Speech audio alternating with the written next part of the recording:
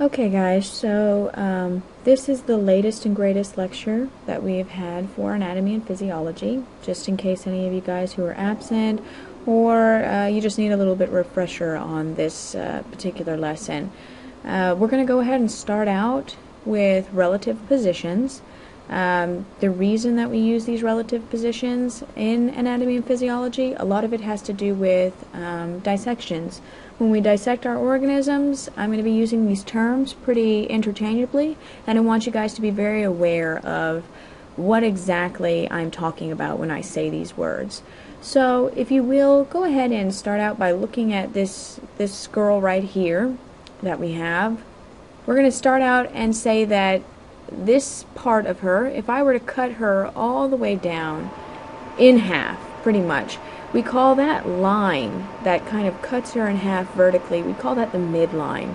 That's a very important line to be aware of, just in the event that if you had to cut your organism in half when dissecting, that you would know where their midline is. So again, it's the line that's an invisible line, but it's a line that cuts an organism all the way through the middle, from head to toe. The next terms that I want you to be aware of is your left from your right. I know this seems a very simple term, very simple terminology. Everybody knows their left from their right. However, understand that when you're dissecting or you're looking at an organism, your right and their right is actually opposite. It's different. So you always want to say what's left and what's right from the organism's standpoint, not from yours. So in this case, even though you're looking at the screen, your right, what you would consider be your right, would be over here maybe, but in actuality, from the organism standpoint, it is their left, not your right. And so, again, always remember when you do left and right, it's from the organism standpoint. So over here would be her left, and over here would be her right. The next two terms I want you to consider is medial and lateral. When you say medial, you simply mean that you are moving towards the midline of the organism, which is sometimes easy to remember because medial and midline sound similar. So remember, medial, always the arrow points towards the midline of the organism. In opposition, if I want to move away from my midline or away from the organism's midline, I would say that you need to move lateral. That's going in the opposite direction of the midline. So always remember lateral is away from the midline. The last two terms on this particular view, and remember we call this view the frontal view, or to be more accurate in our comments, we would call this the ventral view. The last terms, we have proximal and distal. And we use proximal and distal oftentimes when we're talking about a organism's appendage, like a limb or something. If you are moving more towards the top of your body, you're going to say that's proximal, moving towards the top. If you're moving down, maybe towards your feet, you would say that this is distal. So for example, if I was asking you a question about some sort of marking or some sort of vein or something starting from the kneecap, we would say that anything above the kneecap is moving proximal, or would be proximal, and anything below the kneecap would be distal. It's just to help, it just helps you find a relative position of whatever you're trying to describe. The next picture we have over on this side is from actually a different view. We're going to go ahead and take it from the side view. And again, you see proximal and distal, just like how I described it before. But another term I need you to be aware of, and this is more terms when you're talking about the entire organism, is superior and inferior.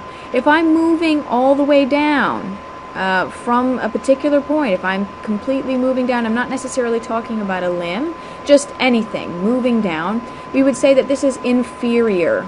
Everything below this certain point is inferior. While on the opposite, if I were to say anything that's above a certain point, maybe I'm talking about the belly button, anything above my belly button would be superior to my belly button. So these are other terms that you should be aware of. Remember, inferior and superior, it's very similar to proximal and distal. The only thing is we usually use proximal and distal when we're talking about limbs. And when I say limbs, I mean arms and legs. The last view on this picture is anterior versus posterior. These are actually more, I guess you could say, synonymous terms for when we talked about ventral and dorsal. So anything that is ventral is also said to be from an anterior view or a frontal view. However, on the flip side, anything that is in your back or behind you, the dorsal view, we also call this posterior. And posterior is usually easier to remember because anything that is post sounds like something that is behind. You know, it's posterior to something that just has the connotation of being behind. And remember, it's the back end. A few other terms that I would actually like you guys to be aware of, and again, it will help you with dissections. The first being is ipsilateral.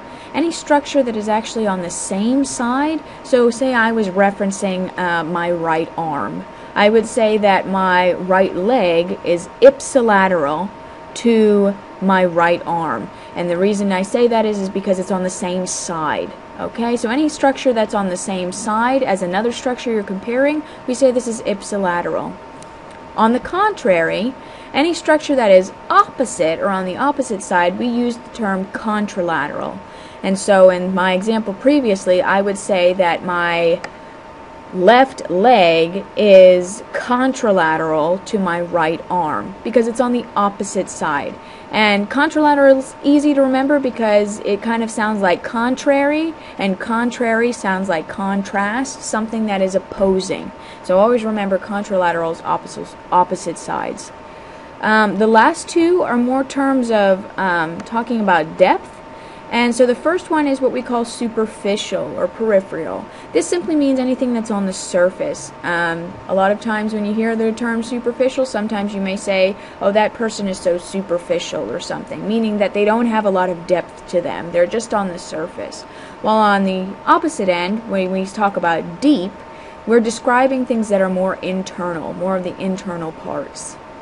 So I had you guys do an activity that labeled all of the relative body positions that we had talked about previously. If you missed this handout or you need this handout, please make sure that you come and see me so that you can get all caught up on what you need to do for this. Okay, the next part of the lecture that we went into is the different body sections and how you cut the different body sections. And so we have three types of cuts. We have a sagittal cut, a coronal cut, and a transverse cut. And these more or less is how we cut the body into different planes. So for starters, the sagittal cut or the sagittal plane refers to the cut that is actually lengthwise. So if I were to cut my organism all the way starting from their midline just completely in half, we would call this the sagittal cut. It cuts the organism from their right and their left portions. The transverse cut, however, is not the same as a sagittal in the sense that it does cut the organism in half. However, it's cutting it from a horizontal view, and it will cut the organism from superior to its inferior views. So it's more of cutting the person, say from like the belly button, if you were to cut all the way through and cut them in half, its superior portion versus its inferior portion, that would be the transverse cut. And finally, we have what we call the frontal cut. And the frontal cut or the coronal cut is what cuts our organism from its anterior view to its posterior view. So this is a little bit different. It seems like it could be similar to sagittal, but instead of it being a vertical up and down cut, it's actually a horizontal up and down cut. And so again, it will separate the organism between its posterior view and its anterior view.